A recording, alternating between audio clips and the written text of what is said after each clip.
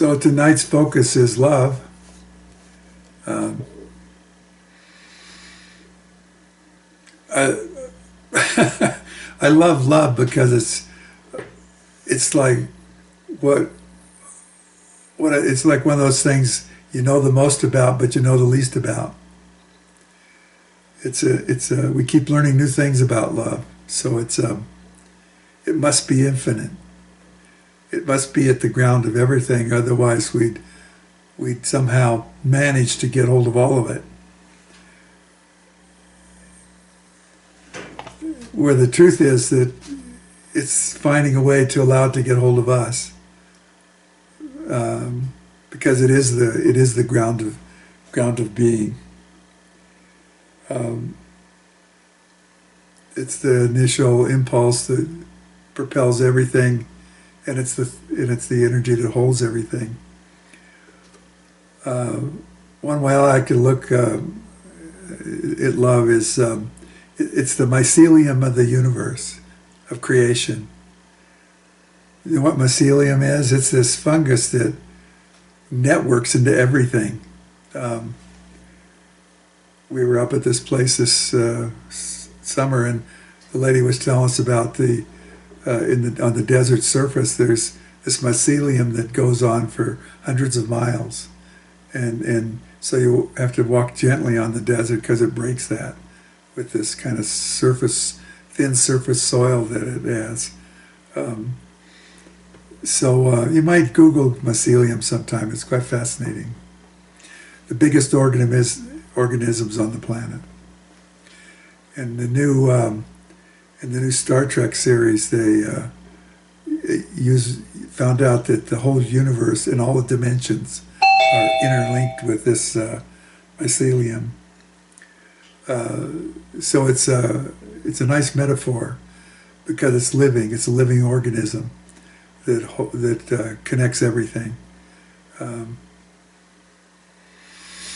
And we have those kind of images. We can go with it. It's like the way our energy goes out and connects. It needs an image, a frequency. So image is the same as frequency. And by then relaxing into that, like letting it find us, like making ourselves available to it, we can start to feel it in the cells of our body. So they become connected or linked to this mycelium in a conscious way.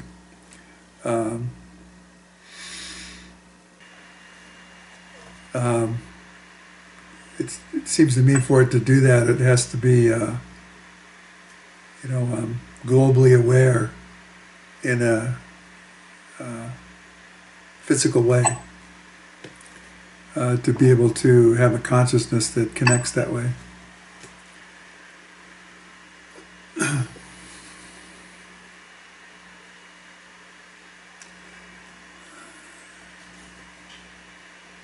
And also love being that area that we know most about and least about, which implies an eternity, a continual unfolding. And it may be that it's so unconditional that the more we discover about it, the more there is to discover. So our activity of waking up to love maybe actually increases the love field into not only the planet and the hearts of people, but the universes. So it's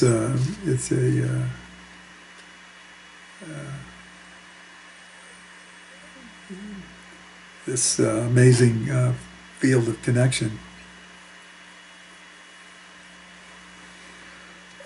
One of the things I always like to emphasize about divine love or unconditional love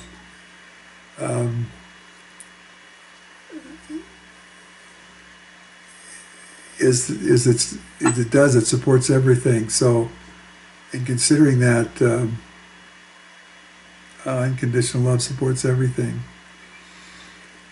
So everything you say and do and create and attach yourself to and believe in and change is supported by the loving, and that's true for every being.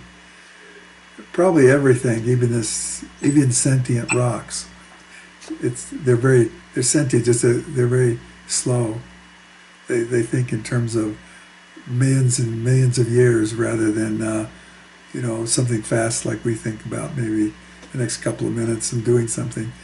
They have a long range plan where they're moving. We might say glacially. So with this field of loving, we can even get into, say, we mentioned rock, minerals, rocks, big boulders, rock mountains, or glaciers. So what's it like to enter into, like to go into this connective field of loving and travel anywhere?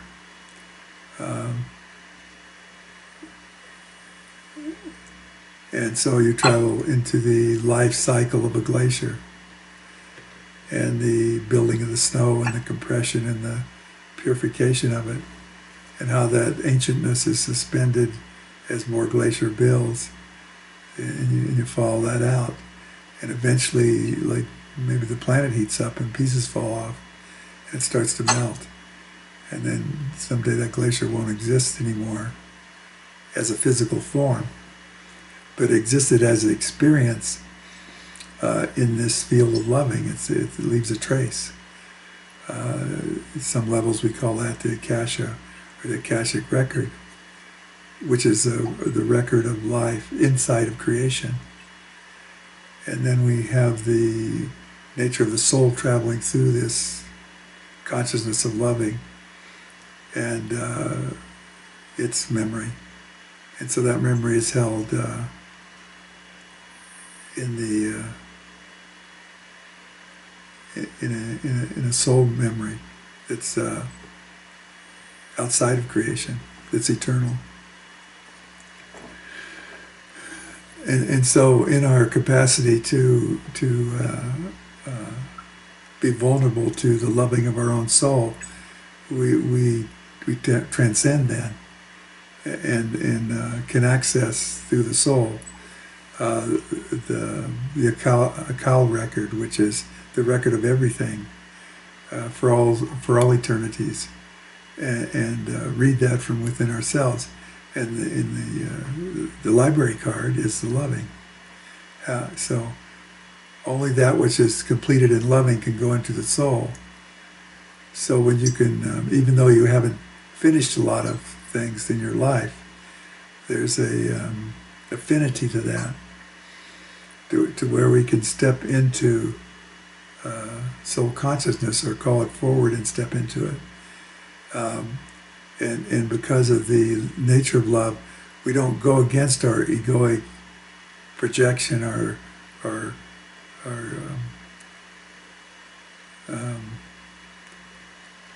life here, but can bilocate our awareness and be in that transcendent field of the love, and then access that wisdom and access that resource. So we can not only access the wisdom, we access a infinite supply of energy that is always all-giving, and that of an energy that doesn't begin or end. So our incarnated life has a bookend, an alpha and omega, that holds us, and then we live that out in terms of its laws. And the thing about a world of duality is that it reflects back to us, so we can see what love is doing as it reflects back and where we are in that process. So as soon as we incarnate, it's like we become like God, in the sense of two lovers trying to find each other. So part of our search for life is looking for our soul, looking for the loving. And so that reflects back to us. And so we're always approaching ourselves, trying to find ourselves. And it's important to remember, you can't avoid that. You cannot look look for your own loving. You cannot look to find the match of your own doppelganger. You can't avoid that because it's all set up on that.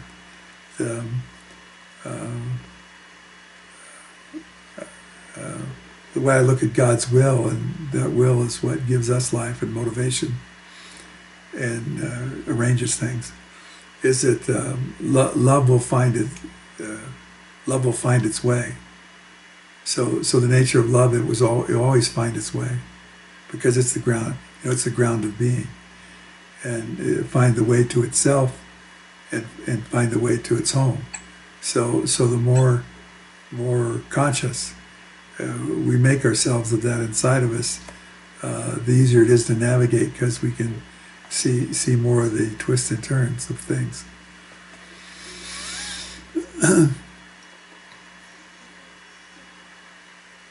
So this little guideline of that we hopefully we hear repeated often, not only in the teachings we receive, but inside of us, in terms of what's the admonition for each breath, each moment, each thing we do, and that is to use everything to transform yourself into loving, because that's the shortcut. That goes directly to the nature of how we create, and how we draw from creation, our creations, the wisdom that we were looking for. So whatever's been run out on dysfunctional patterns, or againstness, or trauma within, in challenges and difficulties in our life, they're part of a process of making love. See, so in that someplace is a key to the deeper purpose. Like often there's a purification through the trials and tribulations, and so once we awake to the key, that this trial and tribulation is being supported by unconditional loving. So my place is to engage it as it is, not make up stuff that it shouldn't be or not ought to be. It's trying to resolve something very precious for us. Sometimes that takes us out, and sometimes that takes us into a new consciousness. But the thing is, it can only take out what's not you. And that's really tough, because we have this conditional side of loving. We put conditions in it as a natural artifact of making sense out of things. So entrusting that, we can look at our conditions and look at our situation and realize that, that's information, that's guidance to the deeper discovery. So in each action, there's the deeper purpose is to discover loving in everything. See, that's the way we learn how unconditional it is. And then also that reflects back within ourselves. We awaken to the true nature of ourself.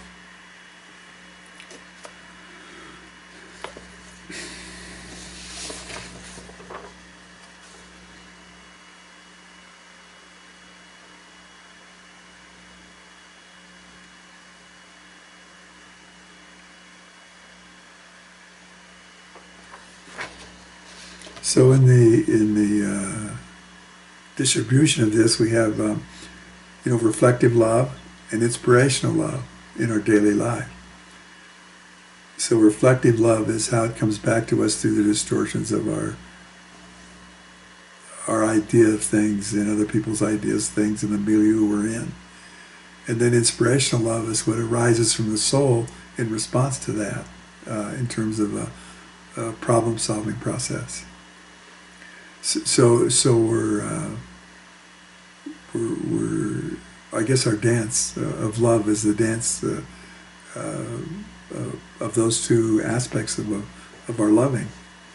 And it's out of that that we create the consciousness that can hold more loving as a direct presence. So it's not philosophical, it's not conditional, it's not controlling, it just is. And that becomes a power because it, in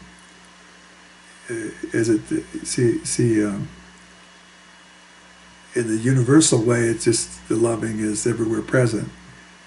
In the one thing that we're enabled to do by coming into duality and reflectiveness and this journey we just talked about is that the love becomes magnetic. So as it becomes magnetic, it's a love magnet. So it keeps pulling more love to it. But it also then creates a force field in which it stimulates or resonates or pulls the loving forward within anything we engage.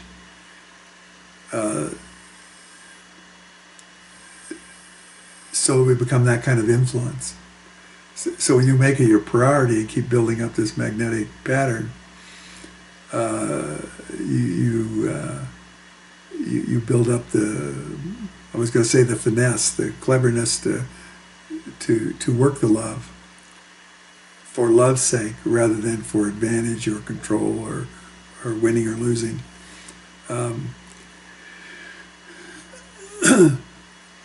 But how to touch it, how to be vigilant so that when you see your presence awakening this conversation where you can seize the moment, not in terms of your projection of how it should be, but by seizing the moment, you go by the indicators that show up in the trusting of somebody else's pattern. You watch and you be present, and in that dialogue there's going to be a clue, and you seize that one.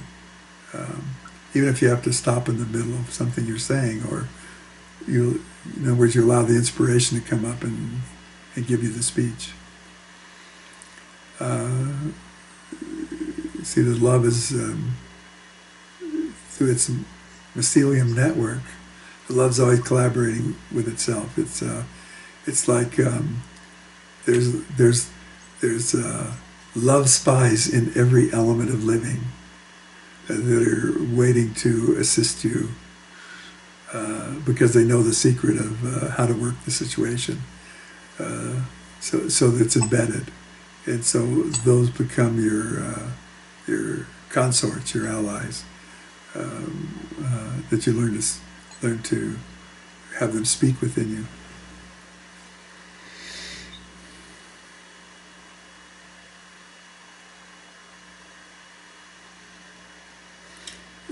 So in this process too, what resolves the karma is the loving. So you can either live out the karma until you're so diminished that all that's left is the loving, and you wake up to that. But if you know that the loving's driving the process, as we wake up more and more to that soul self, that loving self, and with that transcendent pattern, it shows us the truth of what we're doing, and through that truth, I guess we could say coagulates inside of us in this new consciousness. And then we're looking through the lens of the resolved karma, through which we got there by living the karma, and through awakening to the loving in the karma. So in karma, we're following a cause and effect. Something causes something. In loving, the cause and the effect are simultaneous. In other words, there's no separation. The inspiration has its own fulfillment. In other words, it's a beingness which brings form into consciousness through loving it into consciousness.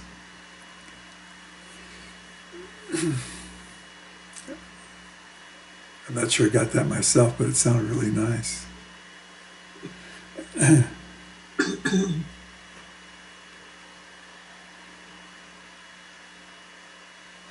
So our hurts, our traumas, our obstacles, these are all realms in which we're mastering mastering the power of love to create, manifest, and to build those patterns in ourselves that keep the effect congruent with the cause. The cause being love will have its way. And then we pick up the particular things that we love to do, and so our nature, the love comes through it, and we try to explore that and build on that. So that's our particular, divine expression. And so, in dealing with the lacks inside, the real purpose for lacks is, well, we think, well, we have this lack and that lack, and we're trying to fix the lacks. And the quickest way to turn that is to realize that any area of lack is actually a receptacle in which receptacles can receive love. So each lack is usually misunderstood as a negative thing. It's empty. Well, that's great. Then we can fill it with. It can be filled. So really the choice is what to fill it with, not to get rid of the lack, because it's designed to fill itself out into perfection when it's filled with loving.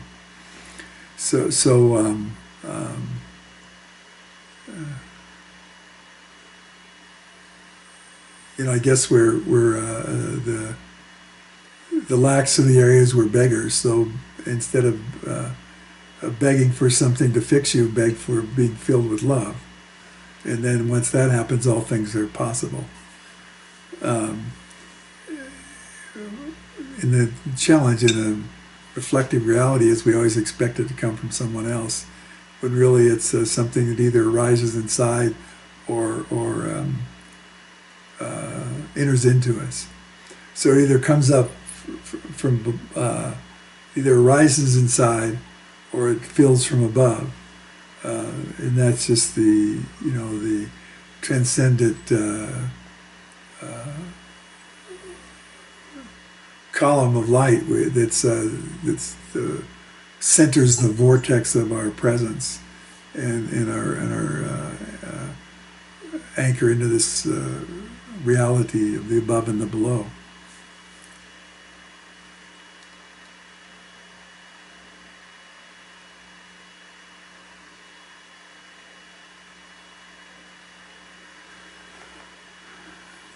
So the fulfillments in our life are just the consequence of seeds being planted. So in this, it's getting conscious that in our transcendent nature, we are this loving, and when we plant a seed in that, it's going to manifest from that ground of being. So how do we get to understand how that works? Well, when you start looking at everything in your life as something that grew from a seed you planted, I guess you can reverse engineer and look at what are the essential elements in this situation or circumstance in my life. So I put together some things, and that went into the unconscious God or the unconscious love that is my inner nature, and I began to work with the network to bring about a manifestation. See, what kind of care do I put into this, faceting this to? So we focus our intent with great care, and we check it out for impurities like self-judgment or inadequacy or lack or beliefs about I'm not part of this or that's not I'm not capable of this. See, all those things are unfinished business that you've acquired along the way for the purpose of learning how to fashion the seed. So when you plant it, it grows. It will. See, when you plant it, you let it go, and it does a natural thing. When we plant it into the loving, it's going to reach for the loving. So it's like turning it loose because we're so fabriced into things that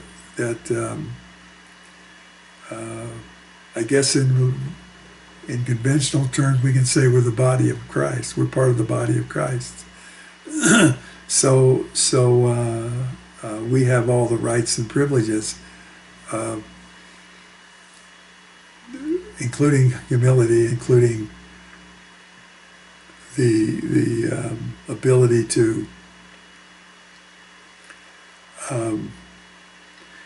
one of the things I like to suggest to people is that their feelings are information, not identity, because you're always taking their feelings and identifying with them, and then that makes a form, and then the unconditional love supports them in being that thing they decided they were based on the information that came up or in. See, so that's a problem. But that same tendency to identify with the information can be used to our advantage. So when we can access that transcendent frequency of loving, that comes in as a feeling as well as a presence and a realization. So that one you can take personally. That one you identify with. See, we're the ones that take you out into these nefarious self-concepts. You don't identify with those feelings. So feelings are information, not identity, except for one, and that's the transcendent love. That one you take personally.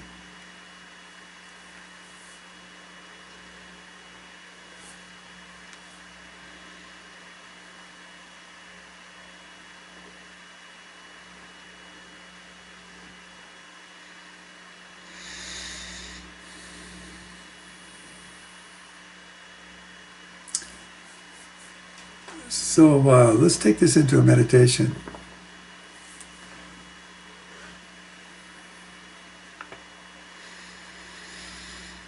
So once again, just become aware of your presence in your space.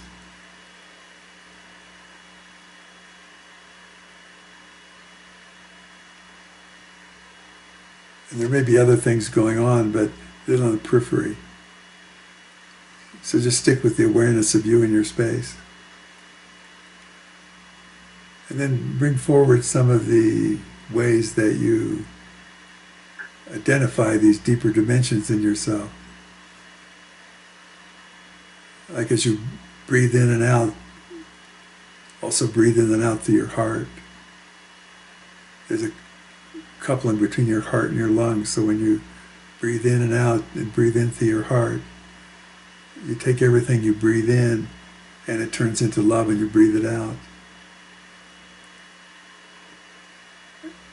And as you attune to that, you start breathing in the love, add to the love and breathe it out. This begins a purification process. And then you bring forward in your awareness that, oh yeah, in my centeredness, I am the transcendent loving. I am that transcendent love that accesses the love, eternal love. And so that moves in and out. I think sometimes in the Bible they describe that as, when they saw that, they said, oh, I see angels ascending and descending. So that's the loving within your own center, your own soul self, ascending and descending. And so you step into your heart that is the connected as the mycelium of creation, mycelium, the love mycelium that interweaves with everything. And that interconnectedness with everything starts to awaken in your cells.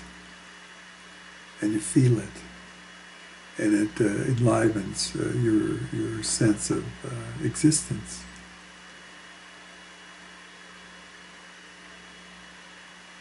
And within that context, you step into the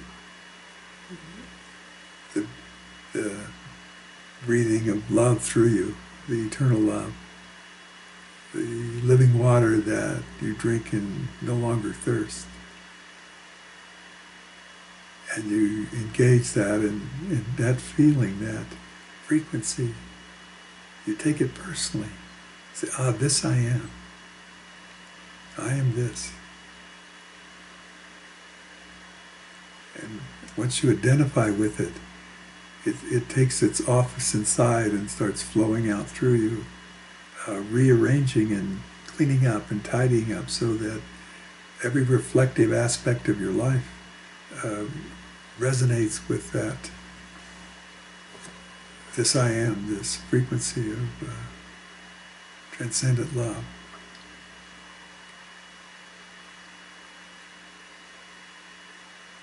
And so in that place, here you are, in this universe, in this life. And maybe you have a wish for yourself. And so you very carefully craft that wish.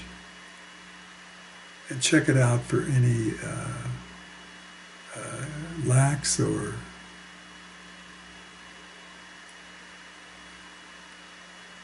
limited ideas or victimization or any judgment about yourself. You massage it so that those are already present in the seed. So that in the seed, the blessings already are. So you're constructing that. And then you compress it so that it's just the essence. What is the essence? With all these nice things, whether they're trips across the planet or automobiles or great relationships, what is the essence of all those things? So that I can make the seed that, so that instead of having to reach out for them, I become a magnet that just pulls them into creation. See, so they're already complete in the seed, just like the tree is complete in the seed. And when you have this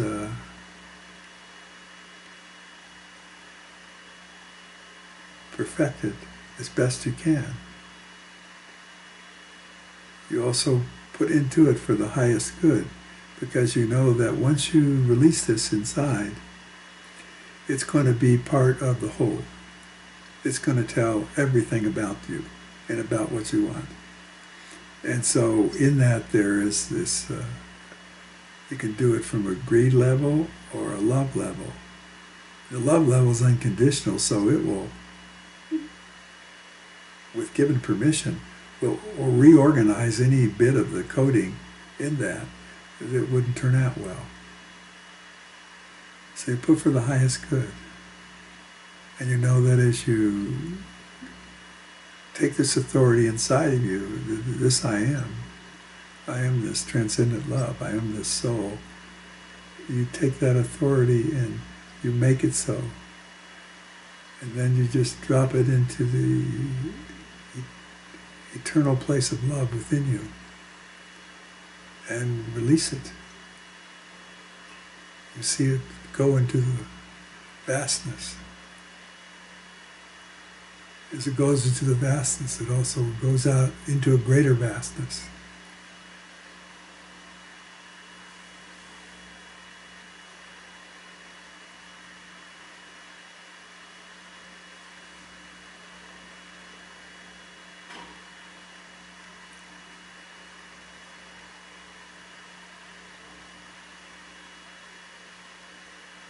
And in your stillness and in your presence, just allow that pulsation to increase the movement of that energy as it coagulates within you as a stronger. See, by using the love this way, you become more love this way.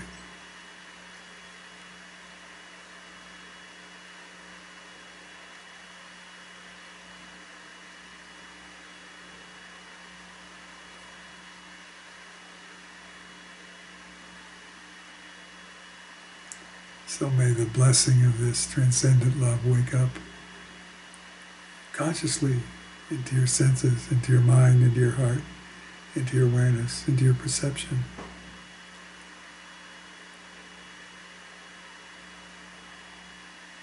Love will show you the way. It's the compass.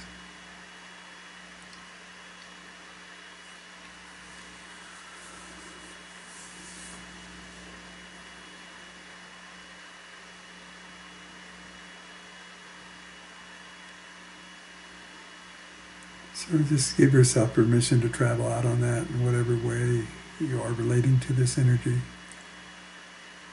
And be receptive to being shown the possibility.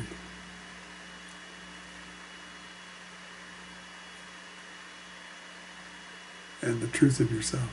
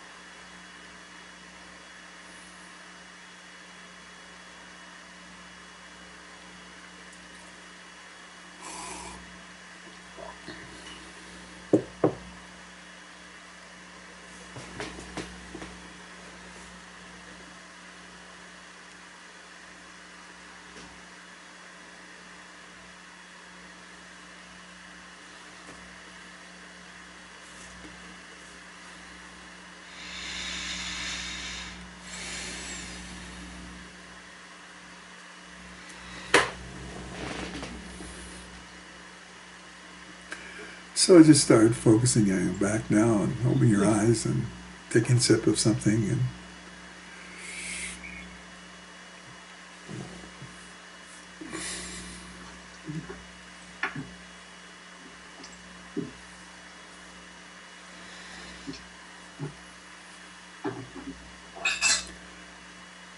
And as you get settled, we are now open for any comments, additions, questions, revelations.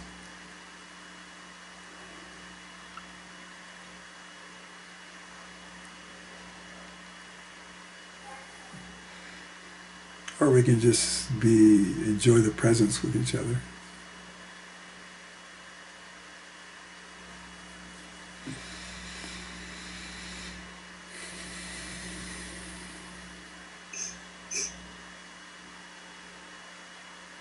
Robert?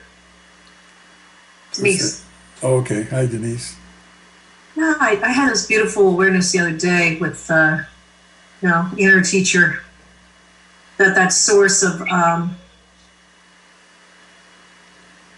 it's really pretty much what you're saying, but it was almost like if I would pour that 1,000% loving and gratitude for who I am, just like through all, not as an ego thing, but as just every part of me that I've held back from myself, then I would radiate more loving. Yeah. Be able to actualize and heal more. That's a beautiful realization. I find the challenge of that always is that last little piece where we really like let go to that and embrace that. It's that last little piece, and so we just have to practice. Yeah, it's the hidden pieces too. And what I saw it as is almost like just hearts coming down, like the streaming hearts just coming all the way down through every little part of my being. And I know it could be one part of my body that just has something in it, to just send and bring and love all of it. Yeah, so and that takes out fear too. What were you going to say? The part we leave out then is we see that, but that last little piece is to claim it. This I am. And then go with the consequence of that declaration. See? So it changes from information to being us. Thank you.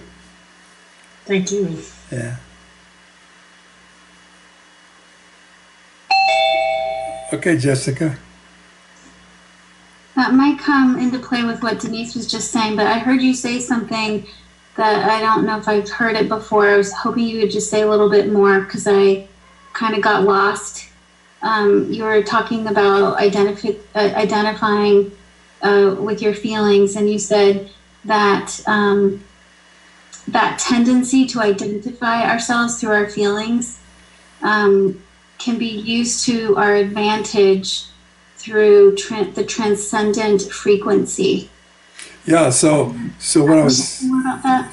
Yeah, I mean, you can get it back when you re-listen to the tape, but so there's this tendency we have because we're always looking out into trying to make ourselves by what reflects back. So feelings are so we get a feeling, so we tend to identify with it. Like we feel depressed, so I am depressed. See, or somebody says something about it, we feel something from them that's negative, and so instead of just taking the information, we identify with it, so we become that in our identity. Well, so the way it's set up is, as soon as we identify with it, the unconditional love supports that in being so. Okay, so that seems like a habit to get over, but all that time we're building up a skill of identifying with our feelings. And then also, as we learn to then use our feelings for information instead of identity, we build up that skill. So we're kind of conscious in relationship to that. So we're awake. So then when we go to the transcendent connection to loving, that also comes in with a feeling. So we're aware of that because, like Denise was describing, this thing came in, but then what I suggested, well, identify with it. So, see, then we use that identify with your feelings to identify with the transcendent loving. So it's kind of cool the way it is. Very cool. I think it's cool. It's very cool. Thank you. Yeah. So we're disidentifying from the information we built up that reflects back, and we're identifying with the essence. And that's a sorting process. It's a purification process. Thank you. Yeah, thanks. Luann? Mm-hmm. Did you also raise your hand, Joan? Did you go like that, Joan? I guess not. Go ahead, Luann. So basically, would it be like over-identifying with it? Over-identifying with what? With the transcendent vibrancy. How could you over-identify with it? Well, that's what I'm asking, because often that term is used, like over-identification. Yeah. So, and usually in a context of something, one of the feelings that isn't in the transcendence category. Oh, okay. So as we're waking up through the levels, we get to like up near the mirror, and there the reflection back is like rather grand, like it reflects back our divinity, and some people wake up there and think they've arrived, and so that's a deception, because it's still as beautiful as it is. It's still a reflection. Mm-hmm. So it's like an archetype of instead of the real thing. So if you identify with that, see, then you're stuck there. And so also many times people are exploring and they run into, say, an archetype of the divine, this or that, or the warrior, or some other. See, these archetypes have powers. They're like gods. They're not the God. They're like God. Well, if you identify with that, it takes you over, and it's a similar issue to have your family when you're growing up telling you you're no good, and you identify with it and decide you're no good. That's the no good archetype. You identify with that.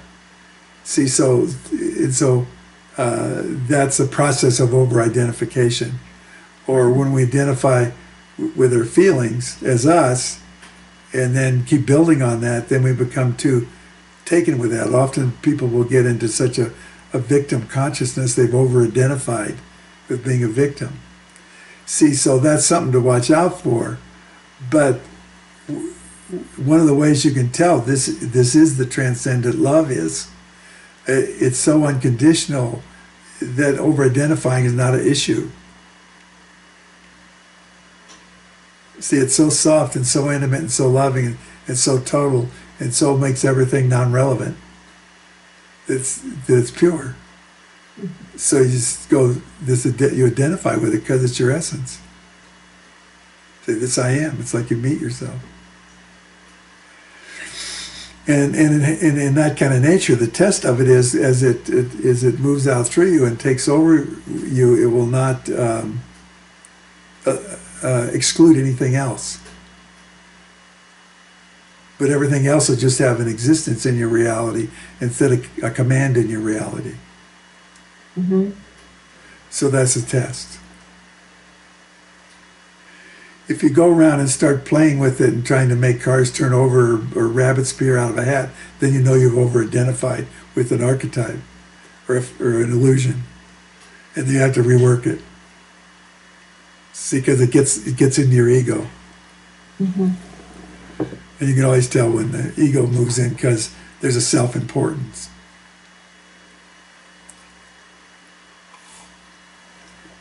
Instead of a universal importance. Yeah, it reminds me of a Rumi quote, I think. Of course. I'm sure Rumi said something about this. Yeah, it's like forget the world and so command the world. Yeah. Yeah, so that's he was giving us an example of someone who's in that territory of identifying with their transcendent love. Thank you. Thank you. Okay, Joan. So this transcendent love then sounds like that it's kind of like total acceptance of oneself as is, and what's going on as is, and even parts of oneself that I might not feel positive about. Nonetheless, there's a greater, the greater reality is that it's all loving. Yes. Is that right? Yes. And so a test of this is that the reality of the thing that the dysfunctional part of you, or the orphan or whatever, it becomes totally clear it's not a confusion, and it's no longer defining you, but it exists. And one just loves it as it is. Yeah. I'm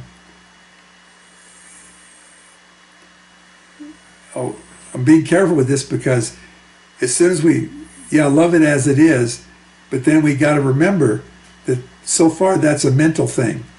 And so you have to take it one step further into the sweetness of it, into the intimacy of it. Into, gosh, sweetie, I really love you. See, so the closest example I've seen of this is when Mr. Rogers says to the little guy, "You're just fine, just the way you are."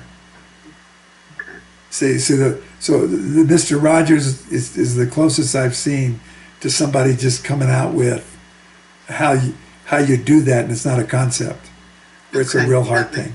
That's a good one. Yeah. So it's like, wow, what is this? You're really fine the way you are. So what is the way you are? Well, the way you are is also linked to that. Yeah. That loving, see. Yeah. And the transcendent love is also inseparable from, say, the universal love, or what I call the mycelium love, the love that's holding everything. See, they're different versions of the same thing. Well, so tapping into the mycelium, whatever that word is. What is that word again? Mycelium.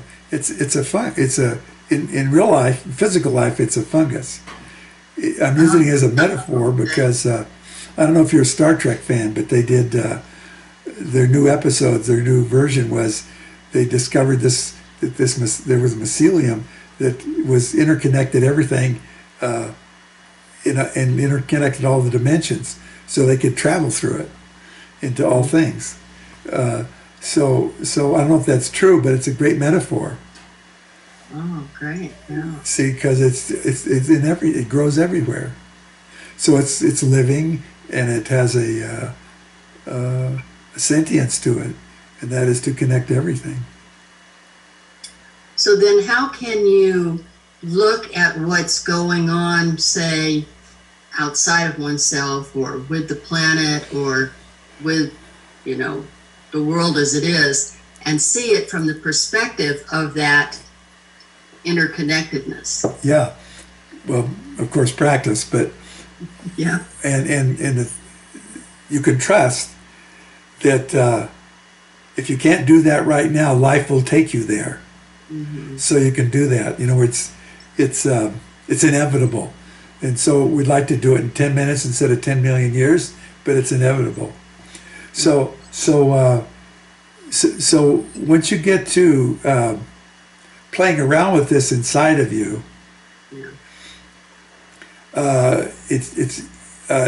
you're able to not get distracted from yourself when you're looking at something else.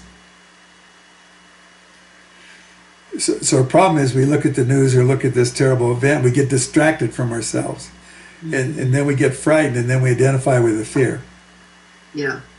So every time we do that, we practice extracting our identity from the fear, appreciating the information, and then and turn inward with our identity to this deeper self. Mm-hmm. Mm-hmm. And then that creates a different perception. See, an exciting thing about that, then our actual perception of the event in the world is already working with its transformation because of where we're present inside when we perceive it. Mm-hmm. Because it's all inside of us also. Okay. We're all one with that. So, we don't have to keep track of all that. We just have to get the sense of it, how to navigate it and finesse it. So you play with this small part of it and not get distracted by the big part of it. And the small part of it is the intimacy with yourself in the presence of whatever you're looking at. And so what might one be communicating to oneself as you're looking at this? That So if you need to communicate with yourself, you know, it's God bless me, I love me.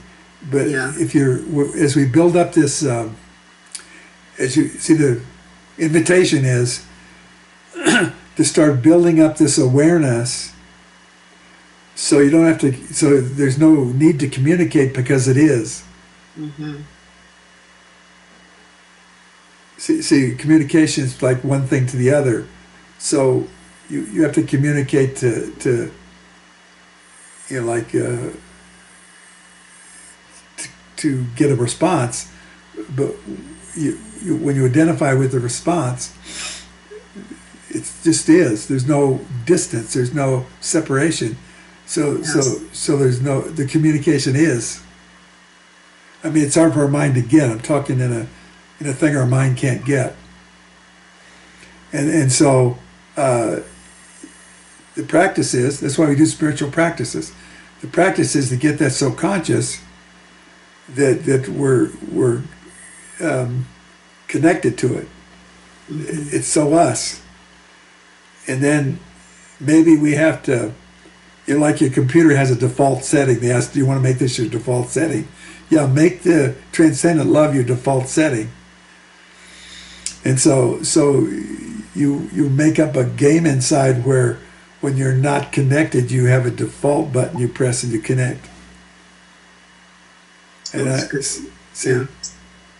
and maybe it's remembering, you know, playing on the beach when you were 2 years old. I don't know, whatever your button is.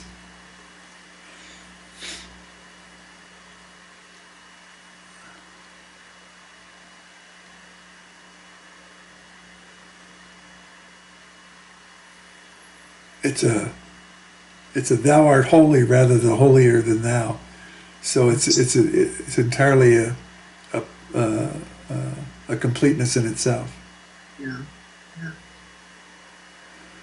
And see, one of the symptoms of this is like in your life you become more just totally satisfied inside, Mm-hmm. and your life becomes more graceful. That's a symptom of doing what I'm talking about.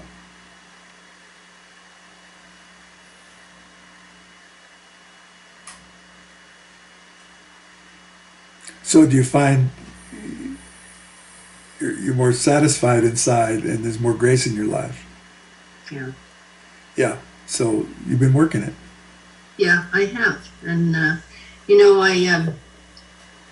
the peace prayer, and the words, I love you, God bless you, is one way that I kind of sometimes get into that. Okay. Right. Where, Mm-hmm. and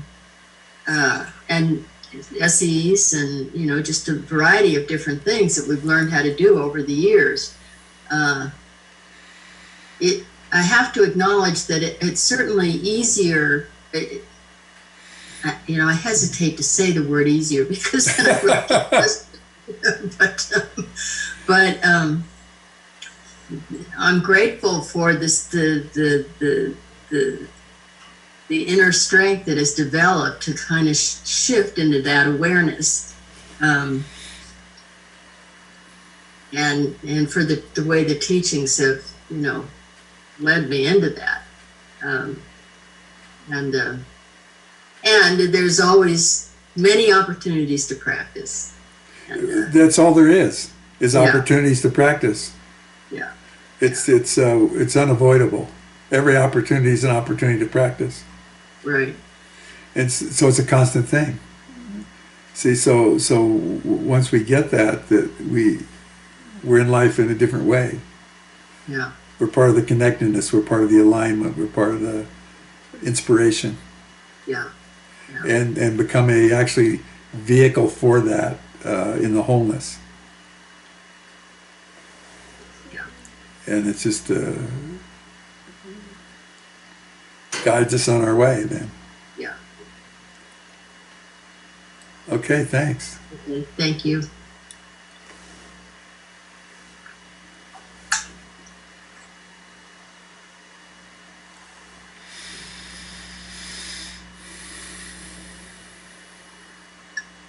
Yeah, Susan?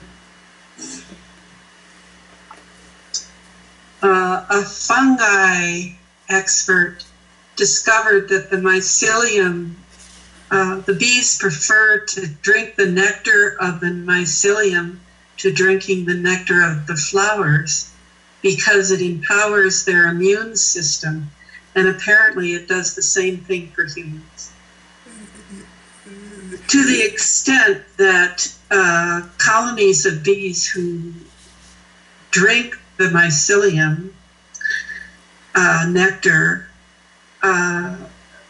become totally immune to these things that are killing the bee colonies. Yeah. Thanks for that, because that adds to the metaphor.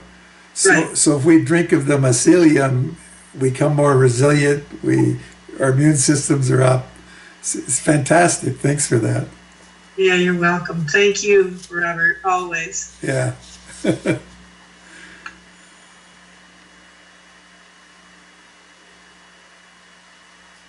I love it when the collective wisdom starts to emerge.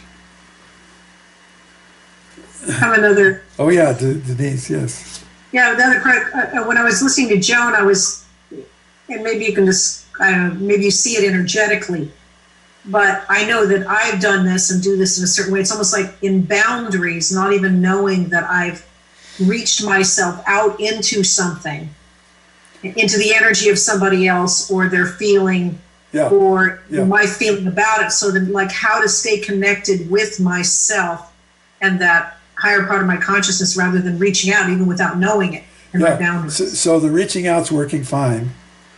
So the more you tap into this soulness, this transcendent love, and identify with it consciously, that the stronger that gets. And then your boundaries coalesce, and so when you go out, you don't lose yourself in what you're going into. Mm-hmm. See, so it's not a matter of there's a problem, I go out into things. No, you have to add something, which is a little more loyalty to your essence. Mm-hmm. See, so when you find yourself go out in your boundaries, don't try to do centering instead of it. You practice, it's like if you were going to do a concert, you practice your singing. And you practice your singing and you practice your singing. So when you go out and do the concert, the singing is automatic. Mm-hmm. So you do the same thing with the loving. Mm-hmm. You practice the singing. So it's automatic. You go out. So when you sing and give a concert, you also go out to the audience and they're lifted, and you don't lose yourself. Mm-hmm. So that's a perfect metaphor for you to understand it. Mm-hmm. See? Thanks. Thank you. Oh, Susan's back. Yes, Susan. I was watching a program on Einstein had this conundrum of something he called entanglement, which was what they could find when they got beyond particles. And and the scientists were trying to explore it. But anyway, it's that phenomena that a particle or a wave kind of thing, and that it really is the oneness of what we are, and that's what this love is. Yes, yes. It's the oneness of what we are. So there is no separation from anything else. It's who we are, what we are, no matter what is going out there, that's what that is. And the freedom that we have to live in that and make choices to be aware of that.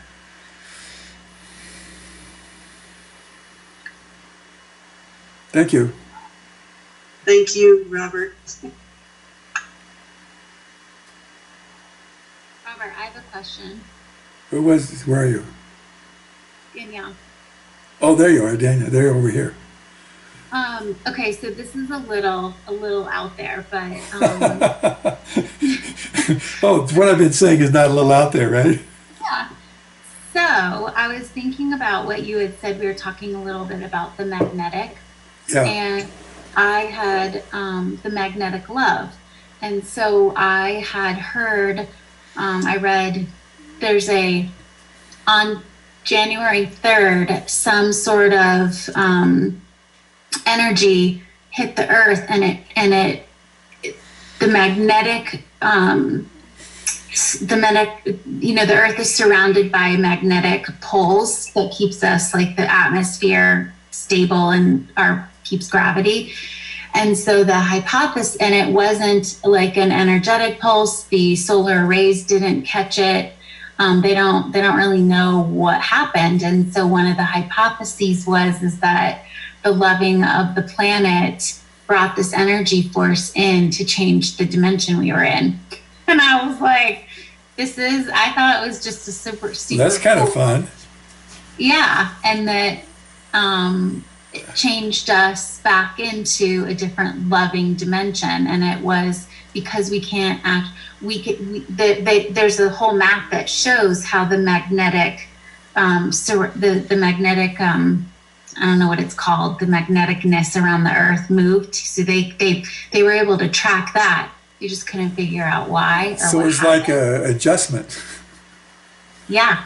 Like to go to the chiropractor and you get an adjustment and you line back up. Yeah. And I was like, well, maybe that's sort of a metaphor of, like, us as humans or souls, but then also maybe we collectively did it for the planet. I don't know. I thought it was super cool. I love to ask you these things. You can range out into that you can. And I think that's great. I don't know. I've always had the sense that starting January, there's a new epic, a new page. Mm-hmm. And so certain things are possible. And that's the way it works between what's going on in the cosmos and what we're doing. There's that relationship. So I don't know if that's true or not, but as a metaphor, it kind of fits what I would understand things that are going on right now. Yeah. So I think it's fun that people are looking January at that. 3rd, if anyone. So how'd these people measure that? How'd they know? There's ironically, it's a company in Russia, or people monitor this stuff, I guess. It's like hobbies for people, and this person was monitoring it, and the whole time they've looked at this, they've never seen this happen. It was almost like kind of like a water balloon, where if you think about something came at the earth and it disrupted the whole magnetic sphere around the planet, and then it bounced back, and it happened a couple of times, almost like an earthquake, I guess, if you think about, aftershocks, and then that's a cool image. Some big deity out there throws a love balloon at us. Right. At the planet. Or maybe we actually just did it ourselves because we decided to get into a different dimension. And the person that was describing it said, we actually moved ourselves back into a love dimension. Yeah. That was the plot to the movie Interstellar, that our need was actually creating this wormhole to open up and to bring us the answer. And I just watched that movie, like, literally right before this happened, and so it was all fresh in my mind. Maybe that's why I'm kind of obsessed with it, because I of course want an explanation as to what happened, but nothing else other than the shifting of the magnetic was shown. There was no other adjustment in any other. Well, that is the adjustment. That's the big one.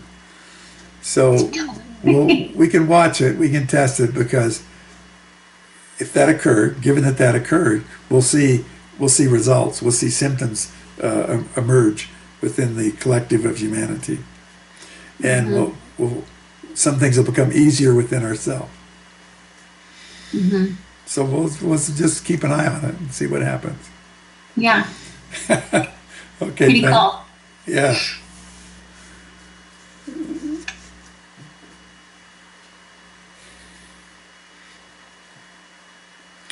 Anybody else before we have dessert and part company? It's been a great banquet tonight.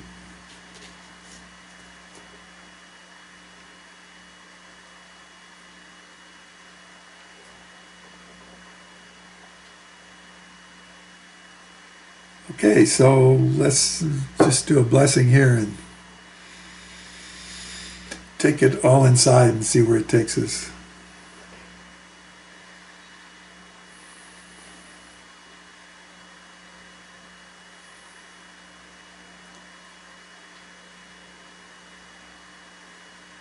So knowing that the presence, knowing that living love is the essence of our existence.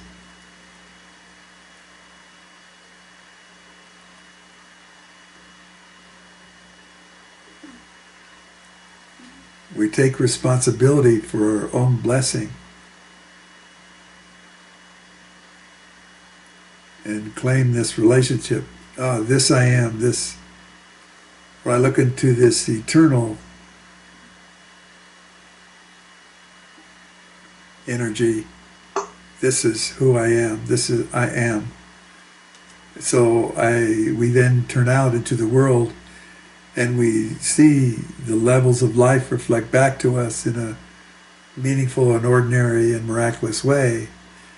But yet, shining through all that, then we also see the loving reflect back through the elements of life, through the cells, through the sinews, through the atoms of life. It reflects back also. So the normal world we're looking out into, a reflective light, also has a radiant light. And so in this awakening awareness, we become conscious, maybe we become conscious collaborators with the many subtle ways that love as the will of God, loving is having its way. And then daily, increasingly, we stand up in our self, and in that way we become a conscious party to this magnificent process of life on this planet.